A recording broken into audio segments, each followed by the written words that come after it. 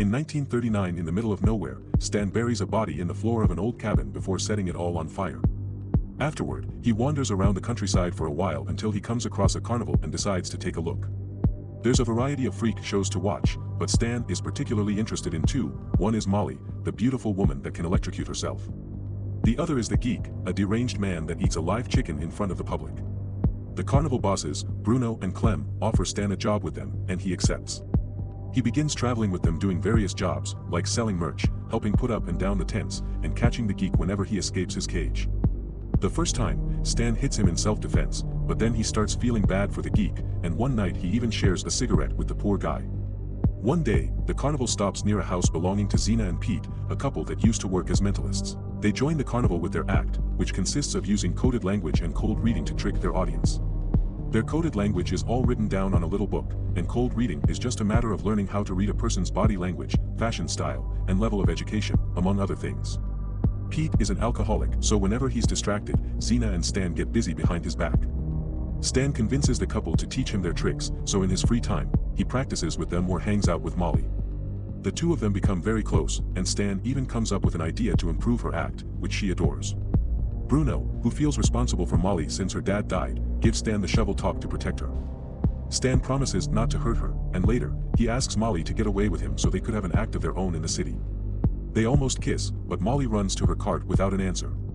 That night, the Geek hits his head pretty badly. His fever won't come down, so Clem asks Stan to help him take the Geek down to town. After a quick drive, they abandon the Geek at a homeless shelter. Then during dinner, Clem explains how he usually acquires his geeks. He finds desperate addicts in alleys and manipulates them with sweet words. Later, after their practice, Pete begs Stan to get him a sugar cane bottle from Clem's stash, and Stan complies. When Pete falls asleep, Stan tries to take a look at his code book, but Pete suddenly wakes up and takes it away from him.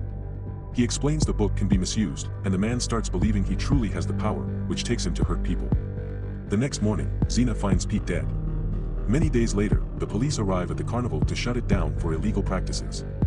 When they go to Molly to get her for indecency, Stan quickly cuts in and activates the electricity as he pushes the deputies back, pretending he's saved their lives. Then he begins using his new cold reading skills to pretend he's in contact with the sheriff's dead mother, who asks his son to be merciful to these poor workers. The sheriff falls for it and agrees to leave with his men, so the carnival has effectively been saved. Molly is so impressed by Stan's quick thinking skills that she finally agrees to run away with him. The two of them kiss, and right after Molly admits she's never gone all the way with a man, Bruno finds them and begins beating up Stan. Fortunately, Molly stops Bruno as she explains she loves Stan and will be leaving with him. In the morning, Stan gives his last goodbye to Zena, who allows him to keep Pete's book because he's earned it. 2 years later, Stan and Molly have become a very successful psychic show among the wealthy elite of Buffalo, where a blindfolded Stan guesses people's possessions following Molly's verbal cues. Sadly, Stan can never stop dreaming about that day in the cabin. He continues to feel upset because the man that he buried that day was his father. One night during a show, a beautiful woman called Lilith tries to make Stan guess what's inside her bag without letting Molly talk to him because she suspects they're using a verbal code. However, by using cold reading, Stan still manages to guess there's a gun inside her bag and humiliates Lilith in front of everyone, reminding her she has no power. Then, he turns to Judge Kimball and pretends to be in contact with his dead son. After the show is over and they return to the dressing room, Molly scolds Stan for giving the man a spook when Pete had warned him that spook shows were always a very bad idea. Since Kimball wants to meet them properly before they leave, Molly convinces Stan to tell Kimball the truth and offer closure. However, when the meeting finally happens and Kimball offers good pay if Stan comes to his house for a private consultation with his wife, Stan breaks his promise to Molly and takes the job. Lilith also stops by and leaves Stan her card, which presents her as a psychologist. The next day, Stan visits Lilith at her office, where she has recordings of every therapy session with her clients, including Kimball.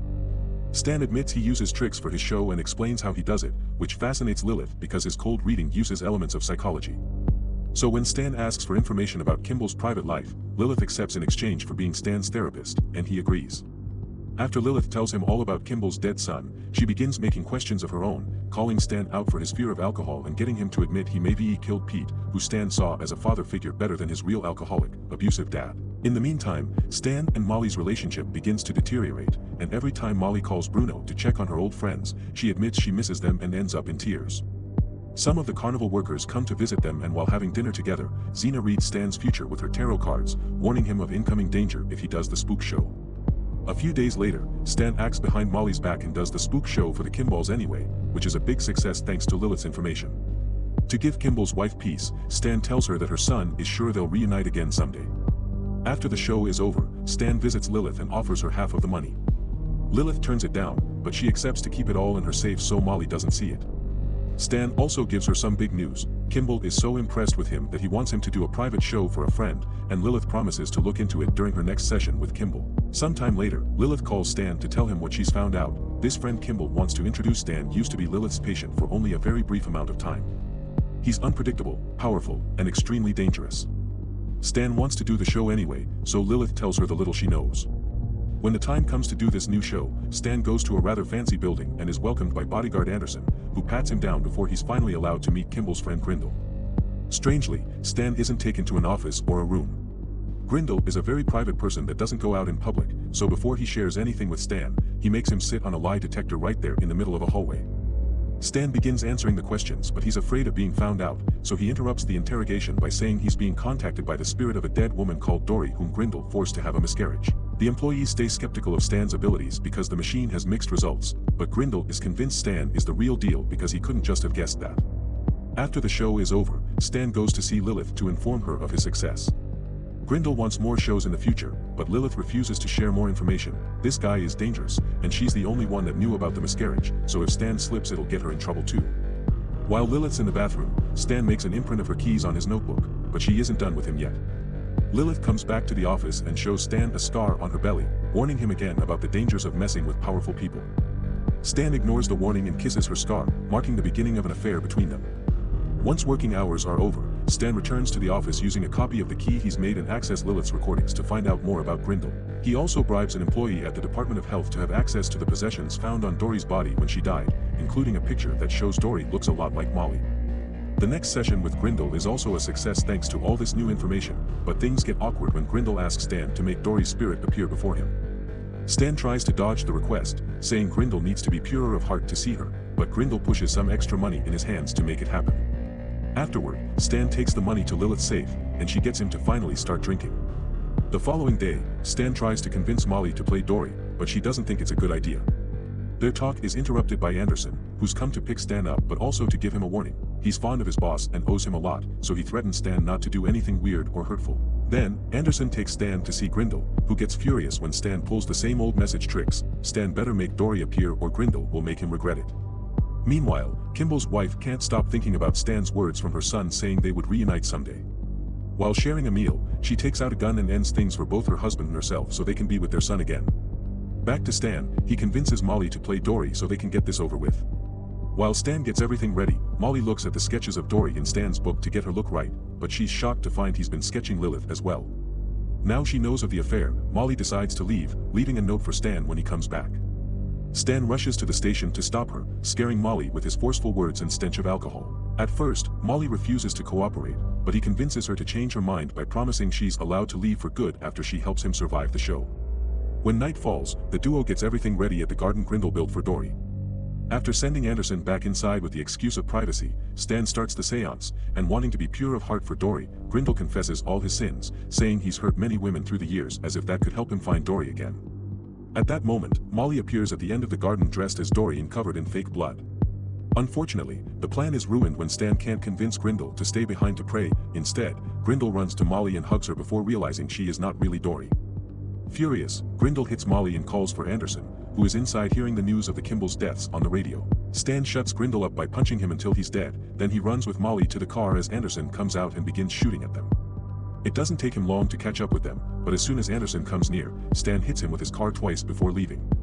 The car is taken to an alley where Stan starts breaking the windows so it looks like it had been stolen. Molly is horrified by this man she can't recognize and slaps Stan before finally leaving him for good. Afterward, Stan goes to see Lilith so he can get his money back and escape the city. Lilith gets the bag with the cash ready for him, and after drinking a lot of whiskey, Stan tries to leave, but Lilith gets him to stay by kissing him and saying she loves him. Stan begins to get suspicious when Lilith turns on the recorder for his final session, so he throws the money on the floor and discovers it's all singles. The betrayal makes Stan freak out, but Lilith stays calm, calling him delusional and pointing out he can't prove anything about her involvement in his shows. She is incredibly disappointed by Stan for being just another money-obsessed man and shoots him, proving she is powerful after all.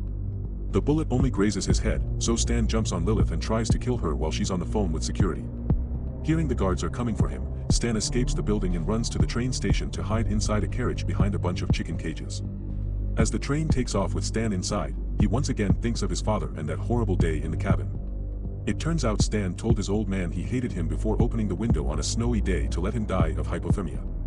From then on, Stan begins to wander around like a hobo, sometimes joining other groups of vagrants to share their fire. One night, after Stan exchanges his father's watch for alcohol, Stan sees an ad in the newspaper promoting Xena's new show.